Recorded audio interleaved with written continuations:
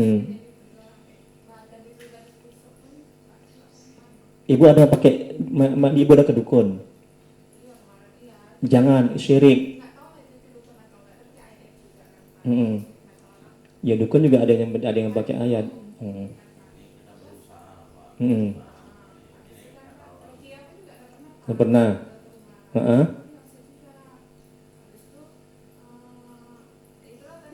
Nggak bisa juga setelah diruqyah ibu tem juga. Ah.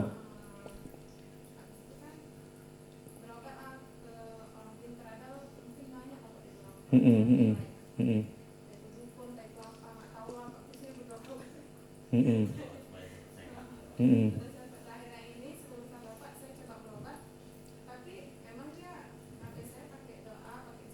Hmm. Hmm.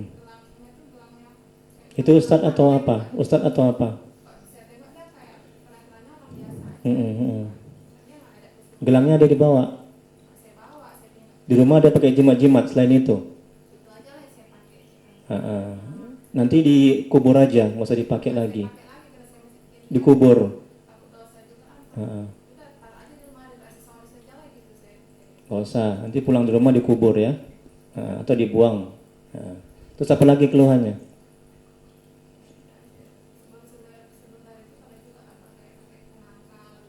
Jangan. Ah. Hmm. Hmm. Jangan. Hmm. Hmm. Nggak usah, nggak usah. Hmm.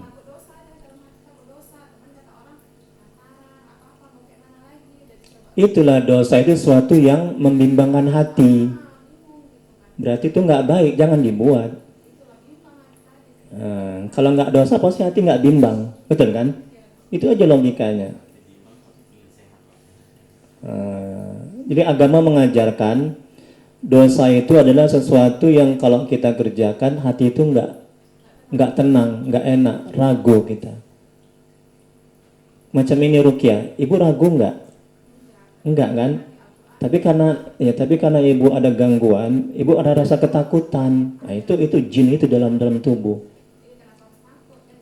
Nah, saya perhatikan, ibu semuanya perhatikan.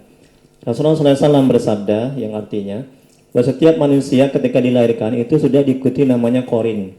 Ya, korin ini ada dari jenis jin yang kafir, ada dari jenis malaikat. Korin dari jenis jin yang kafir ini itu yang mengganggu kita. Korin dari jenis jin yang kafir itu yang mengganggu kita dalam tubuh. Kalau kita mati dia nggak mati, itu korin kita. Dan itu yang pertama. Korin itu juga bisa baik bergantung ketaatan kita. Jadi yang mengganggu ibu-ibu ini adalah korin dari jenis jin yang kafir. Terus yang kedua, ada juga setan yang masuk ke dalam tubuh kita karena kita kurang taat kepada Allah. Yang ketiga, ada juga jin kiriman, santet. Nah itu. Jadi musuh kita itu yang pertama nafsu, yang kedua jin, yang ketiga setan. Oke, terus apa lagi gejalanya? Itu aja. Nah, sekarang kita evaluasi. Tengok itu di checklist. Ya, Ibu Novita Sari binti Sadikin. Malah sholat, cari ilmu agama, baca Quran dan ketaatan lainnya. Enggak. Sholat ya. Cari ilmu agama. Oke, kosong berarti. Sebagian atau keseluruhan kepala sering merasa pusing-pusing. Oh enggak, ini, coba jujur. Sering. Oh tapi jarang ya. Oke, ya. Berarti kosong ya. Jadi terasa sesak atau panas? Enggak. Leher terasa berat atau kaku? Sudah berapa lama itu? Lebih kurang?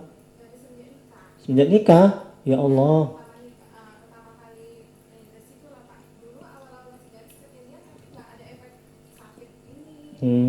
Jadi dikusuk juga pernah? Nggak ada efeknya. Berarti itu non medis, gangguan. Coba logika, ya kan? Nah itu, oke. Nanti insya Allah atas izin Allah sehat itu. Checklist ya. Yang keempat, sakit pada perut dan ulu hati. Enggak.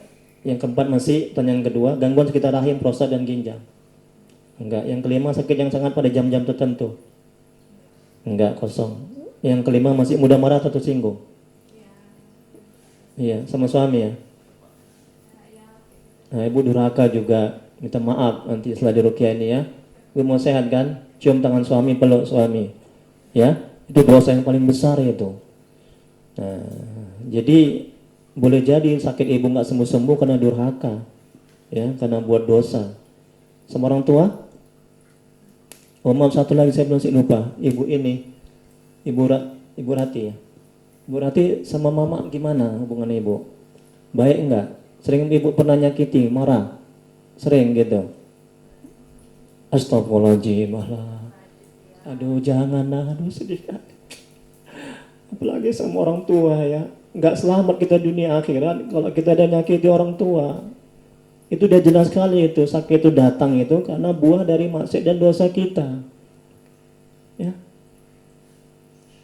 Nah, jadi surga itu, makanya kan dibilang dalam agama, surga itu dibuat telapak kaki ibu. Itu artinya ridho orang tua, ridho Allah terletak pada ridho orang tua. Kalau orang tua nggak ridho, nggak senang sama kita, sakit hati orang tua kita buat, susah orang tua kita buat, Allah juga nggak ridho, ya Allah nggak selamat kita dunia akhirat. Ya, yakinlah. Jadi banyak jemaah-jemaah saya itu yang saya bilang seperti itu, saya nasihati. Akhirnya mereka minta maaf. Alhamdulillah, mereka kembali sehat, akur lagi rumah tangganya, sama suaminya. Ya, jadi kalau mau sehat, mau akur, menjadi rumah tangga yang sakinah, mawaddah warahmah, berbakti sama orang tua. Ya, ya bu ya, ya mbak ya, ini mbak ya, mama ya. Itu juga minta mama sama mama setelah ruqyah nanti ya. Cium tangan mama, peluk. Sama bapak juga gitu. Sama bapak gimana hubungannya? Enggak yang ibu bapak yang sekarang. Bagus. Pernah nyakiti? Sering. Jarang ngobrol. Tapi enggak apa namanya? Enggak ada gap gitu, enggak ada ya. Biasa aja gitu ya. Cuma jarang ngobrol aja ya. Tapi enggak pernah nyakiti ya. Insyaallah. Nah, ya, jangan ya, alhamdulillah. Saya bisa merasakan gimana pasien saya itu, jemaah saya itu yang durhaka sama orang tuanya. Menderita dia sampai sekarang. Ibu tahu nggak bu, ini bulan Ramadan ya. Datang dia kemari, mbak itu naik sepeda. Gila dia bu. Itu ini sebagai pelajaran, itu pasien saya itu. Mungkin dia nonton di YouTube nanti itu mungkin. Ya, karena dia durhaka sama mamanya, sama orang tuanya. Gila dia. Saya nggak mau kejadian seperti itu.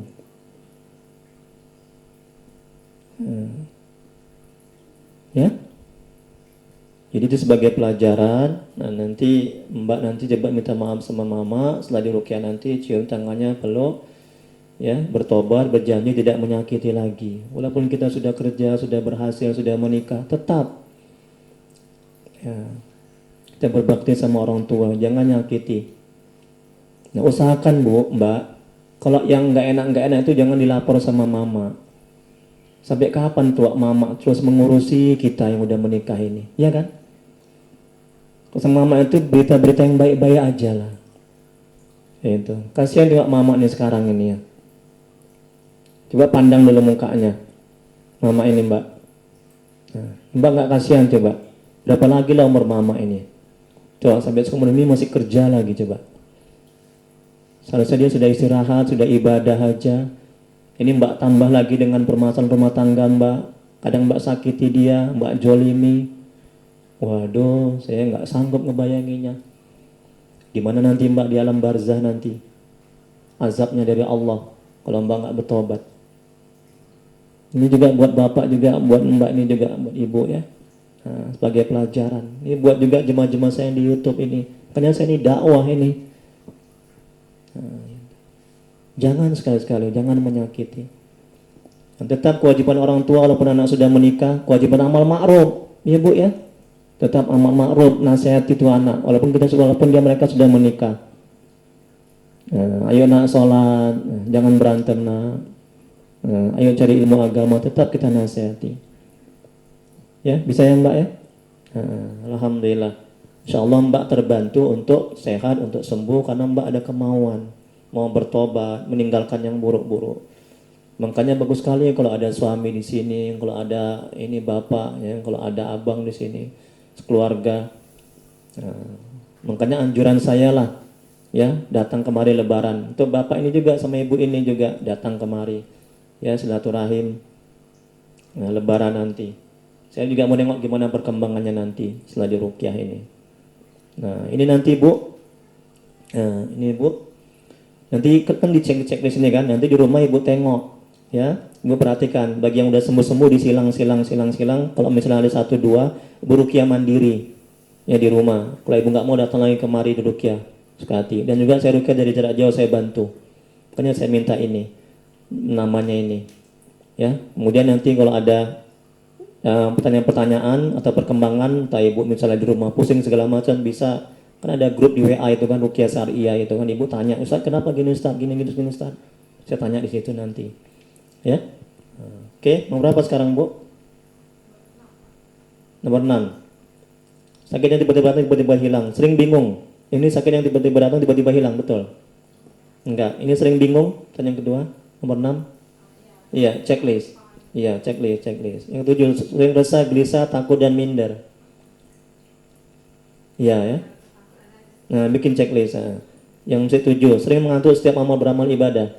Iya, terutama zikir, baca Quran atau sholat. Sering mengantuk.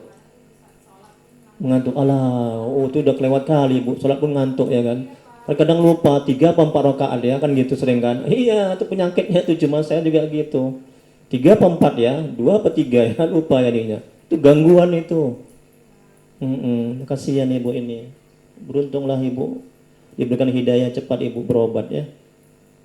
Cepat diruqyah. Di checklist itu. Kemudian sering lupa, ini udah. Yang 8 masih, yang kedua merasa was-was. Ada checklist.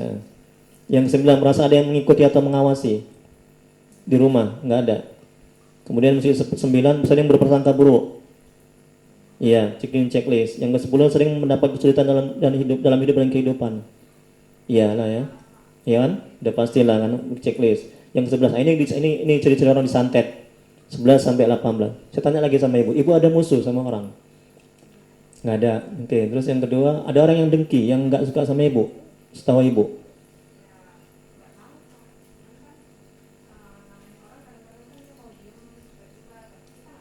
Enggak, kan Ibu bisa lihat dari gelagatnya apa segala macam. Enggak ada ya.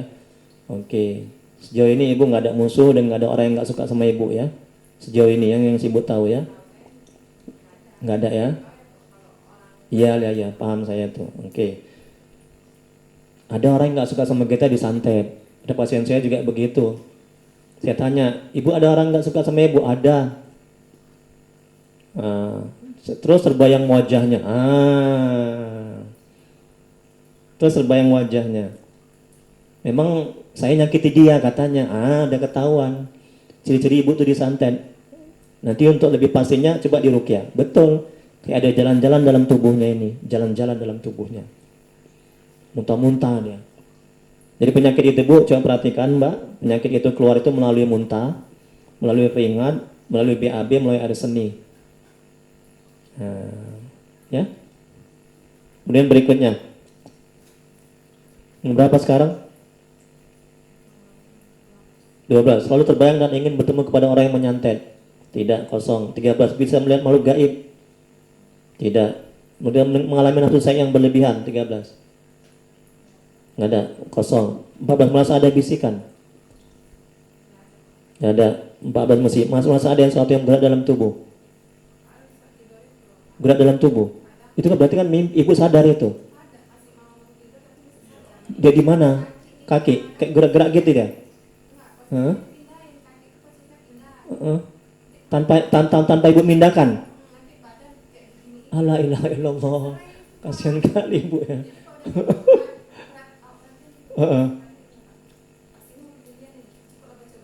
La ilaha illallah. Kasihan ya. Hilang. Kadang nggak mempan. Heeh. Maaf, maaf saya ketawa, maaf ya, bukan saya mengejek, tidak ya, maaf ya. Heeh. Iya iya iya. Heeh. Ini ya masya Allah. Memang pasien saya udah lama nih meruqyah nih, saya sampai ke Sabah Malaysia juga, ya. Ya macam-macam pasien itu. Ya ada yang sampai muntah darah, ada yang mau pingsan, nah, ada yang saya mau dibacok, karena jinnya itu kuat kali dalam tubuhnya. Oke, berikutnya yang terakhir ya, yang berapa sekarang? 15.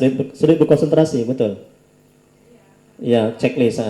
Ya, gelisah dan kepanasan saat mendengar Al-Quran. Enggak. 16 suami istri sering bertengkar, meskipun masalah kecil. Jarang, jujur. Nah, kan ada cumannya, berarti kan kira-kira masalah apa sering itu? Sering masalah apa kira-kira?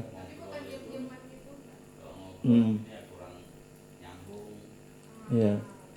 Bapak juga penuh banyak ketaatan ya, ibadah, banyak zikirnya. Auranya pun juga agak negatif nih Bapak ini. Bisa diruqyah mandiri itu Bapak ini. Bapak ada main-main dukun? Nggak pernah. Ada jimat-jimat pakai di rumah, ditaruh. Ada yang orang nggak suka sama Bapak? Tapi sejauh ini nggak ada ciri-ciri itu. Oke. Boleh jadi dia nggak suka sama Bapak, ini dihantam nih istri ini. Logika nggak? Logika kan? Kayak pasien saya juga begitu. Nggak mempan ke Bapak, ini kena istrinya kena. Makanya saya tanya itu dulu. Oke, lanjuti. Berapa sekarang? 17. Sering bermimpi buruk? Kadang-kadang. Oh, ibu, maaf. Ada yang nyuka ibu sebelum Bapak ini? Atau setelah menikah? Ada yang suka sama ibu? Kenapa ibu bilang dari laki-laki mengejar-ngejar ibu? Dia suka sama ibu? Sekarang sampai sekarang ibu sering mimpi dia? Dan lain ya?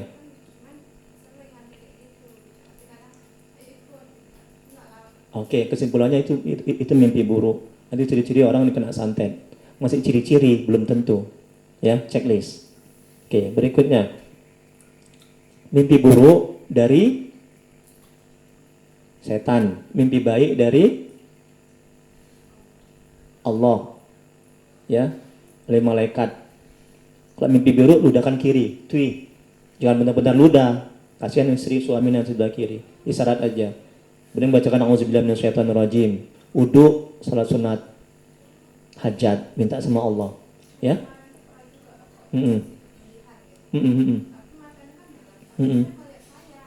Hah?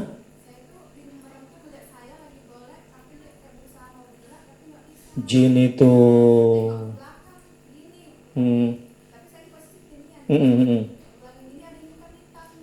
Jin itu. Gondorwo. Besar ya? Hitam ya, besar ya? Separuh. Nampak mukanya? Nggak nampak. Ya Allah, kasihan ibu ya. Tersiksa hidup seperti itu ya. Siksa ya. Satu lagi, sama orang tua ibu baik enggak hubungan ibu? Sama mertua? Oh, satu lagi sebelum saya lupa, Mbak sama mertua baik Mbak hubungannya? Hampir saya lupa, baik ya. Mbak nggak ada durhaka, nggak ada nyakiti kan? Cuma sama mama aja kan? Oke, ya. Baik sama mertua baik ya. Sama orang tua baik ya. Oke, bagus, pintar. Yang Nura apa sekarang? 17. Sering mimpi buruk udah checklist ya. Sakit pada bagian dada saat asar atau maghrib? Nggak ada, kosong. 18 terakhir, masa tidak nyaman di rumah? Udah lah, iyalah ya pasti ya. Yang itulah di mana-mana. Oke. Nanti tolong diruqyah itu rumah itu ya. Percikan ya, bacakan selawat ya. Tapi jangan sampai habis ya, sedikit aja ya. Yang terakhir sakit pinggang tanpa sebab. Oke. Berapa banyak itu? Banyak itu kena checklist kan? Banyak. Kesimpulannya, yang pertama ibu kena gangguan jin. Ya, terus yang kedua, kalau disantet kemungkinan kecil disantet. Tapi juga ada mengarah ke sana. Tapi begitu pun kita coba nanti. Kita ruqyah. Nanti baru ketahuan ibu kena santet atau tidak. Jadi 11 sampai 18 ada berapa checklist? Tunggu, Bu. 11 sampai 18 ada berapa checklist? 11 sampai 18. Itu yang mengarah di santet. 3. Nah, tapi kemungkinan kecil disantet. Ya, tapi gitu pun kita coba. Udah? Sekarang kita ruqyah. Udah siap semua? Bapak sama Ibu bantu doa, zikir aja, ya.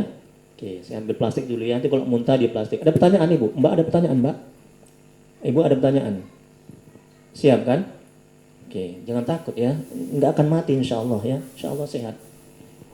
Hantu laut, jin, segala macam itu jangan takut. Ada Allah, Allah yang akan sembuh. Kan kita ciptaan Allah. Jadi kita takut sama ciptaan Allah. Syiriklah kita.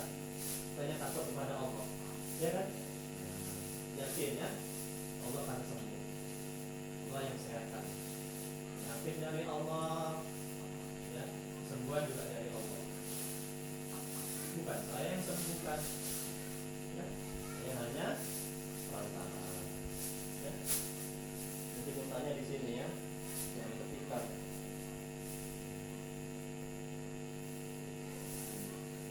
Buka aja maksudnya, tidak mensesak dadanya. Nanti kalau menggelepar, Bapak tolong pegang. Dan Ibu, Mbak ini juga Mama ya, tolong Mbak ini dipegang. Kalau dia menggelepar, sana ada jin yang mengamuk dalam tubuh. Makanya kalau sendiri datang saya nggak mau meruqyah. Karena saya pernah itu mau dipukul, mau dipukul. Karena tenaga orang yang termasukkan jin ini tenaganya benar berlipat-lipat, benar kan? Sudah bukan dia lagi. Sudah bukan dia lagi. Orang yang kemasukan jin setan itu disantet tenaganya tuh kuat sekali. Nah untuk itu harus berdua, harus ada yang megangi. Kalau sendiri dikhawatirkan ngamuk dia, dipukulnya saya, itu akan fatal.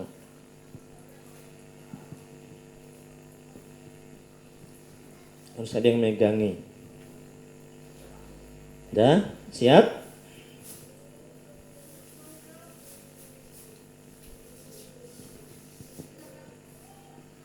Ini Ibu Novita. Mana Ibu Novita? Ibu Novita mana? Ini. Tolong di checklist lagi tuh. Itu untuk tinggal saya. Ini Bu Rati, Mbak Rati, tolong di checklist lagi tadi. Itu untuk tinggal saya.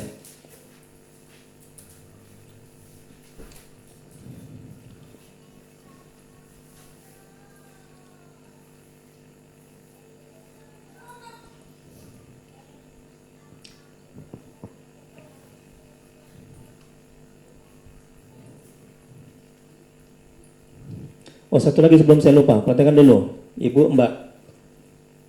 Ini kalau berkenan, kalau nggak berkenan nggak apa-apa. Nanti ketika ruqyah, saya minta izin dulu, perhatikan dulu, Mbak. Ini dadanya saya ginikan. Berkenan Ibu? Enggak. Mbak berkenan? Tidak. Nah, kemudian ini belakangnya saya ginikan ketika di ruqyah. Berkenan Mbak?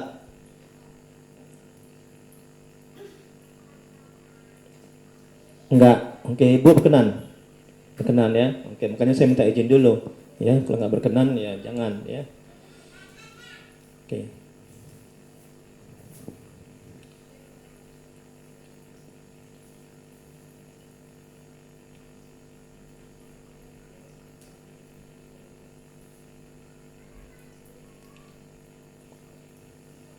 Udah? Mbak kemari?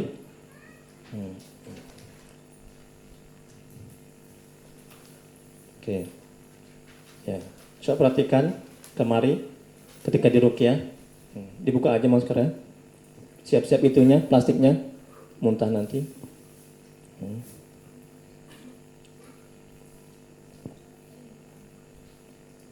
Nah, ketika di ruqyah ini tegak gini ya. Nah, di ruqyah. Pejamkan mata. Udah. Coba sekarang pejamkan matanya, tundukkan kepala, santai, rileks, tenang aja. Udah. Tarik napas pelan.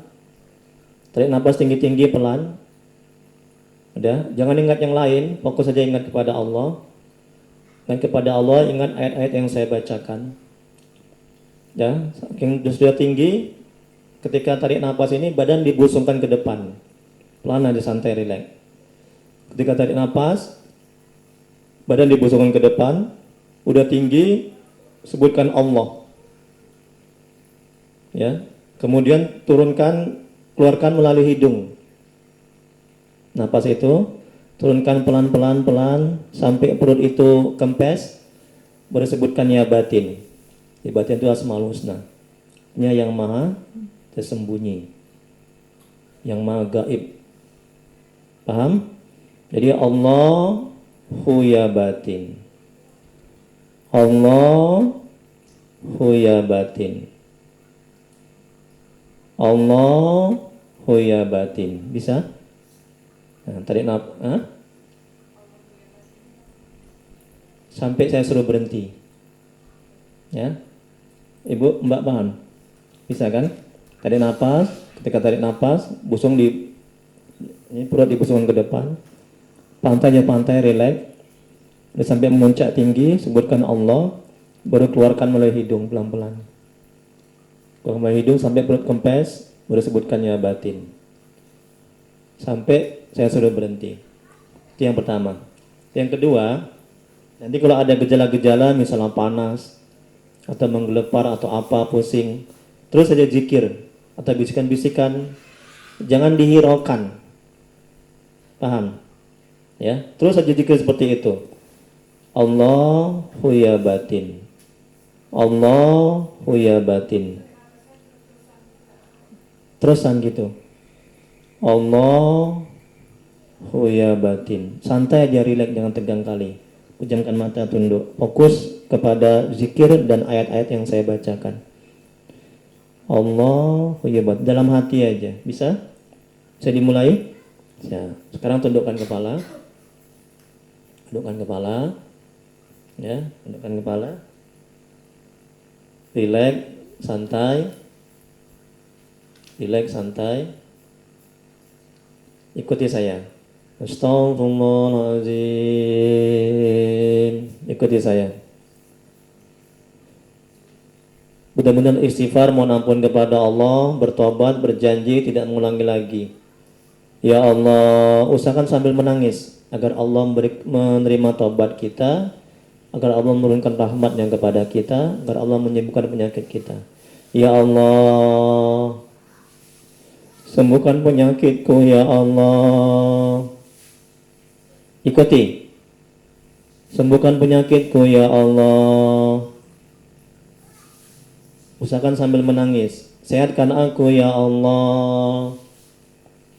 Aku bertobat kepadamu ya Allah. Aku berjanji ya Allah, tidak buat dosa lagi ya Allah. Astaghfirullahaladzim. Ingat dosa sama orang tua, sama suami, sama tetangga, sama orang-orang yang kita sakiti, yang kita zalimi. Astaghfirullahaladzim. Ya Allah, ampuni dosaku ya Allah. Terima tobatku ya Allah. Aku berjanji kepadamu ya Allah, tidak buat dosa lagi ya Allah, tidak buat maksiat lagi ya Allah. Aku berjanji kepadamu ya Allah, tidak durhaka kepada orang tuaku ya Allah, tidak durhaka sama suamiku ya Allah. Mohon ya Allah, sehatkan aku ya Allah, angkat penyakitku ya Allah, beri hidayah kepadaku ya Allah. Astaghfirullahaladzim. Astaghfirullahaladzim. Ampuni ya Allah, tolong ya Allah. Aku berjanji kepadamu ya Allah, aku ingin sehat ya Allah. Jauhkan aku dari godaan setan, jin, dan orang-orang yang punya jahat kepada aku ya Rabb. Astaghfirullahaladzim. Astaghfirullahaladzim. Menyesali ya, menyesal dosa-dosa yang sudah dibuat, berjanji tidak mengulangi lagi, dan berniat untuk melakukan kebaikan, ketaatan kepada Allah. Astaghfirullahaladzim. الذي لا إله إلا هو الحي القيوم ونتوب إليه. صلوات ikuti. Allahumma salli ala Sayyidina Muhammad wa ala alihi wa sallim. Allahumma salli ala Sayyidina Muhammad wa ala alihi wa sallim. Allahumma salli ala Sayyidina Muhammad wa ala alihi wa sallim. Allahumma salli ala Sayyidina Muhammad wa ala alihi wa sallim. Allahumma salli ala Sayyidina Muhammad wa ala alihi wa sallim. Allahumma salli ala Sayyidina Muhammad wa ala alihi wa sallim. Allahumma salli ala Sayyidina Muhammad wa ala alihi wa sallim. Syahadat. Asyhadu an la ilaha illallah wa asyhadu anna Muhammadar Rasulullah. Oke, mulai zikir, tarik nafas pelan. Pelan aja, santai, rileks. Sambil ketika tarik nafas, perut dibusungkan ke depan. Sampai memuncak, sampai tinggi kali, sebutkan Allah. Baru keluarkan melalui hidung. Nafas itu pelan-pelan sampai perut kempes, sebutkan ya batin. Jadi Allahu ya batin. Nah, terus begitu sampai selesai saya suruh berhenti. Kalau ada mau muntah, mau mual, dikeluarkan aja, muntahkan aja. Kalau ada bisikan-bisikan, gangguan, jangan hiraukan. Ya, kalau mau menggelepar, ditahan terus, zikir aja terus. Ya, terus begitu ya. Jangan sampai berhenti. Astagfirullahaladzim. Astagfirullah. Di hadratin Nabi Mustafa Muhammad Rasulullah sallallahu alaihi wasallam wa alihi wa sahbihi wa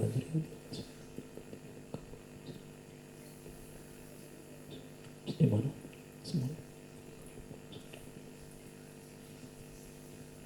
Sifai wal afiyah wal hidayah.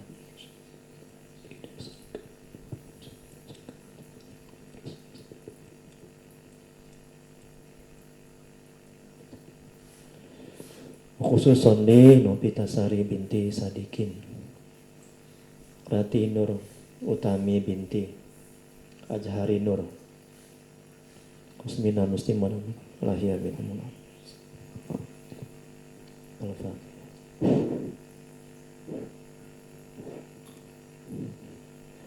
A'udzu billahi minasy syaithanir rajim. Bismillahirrahmanirrahim.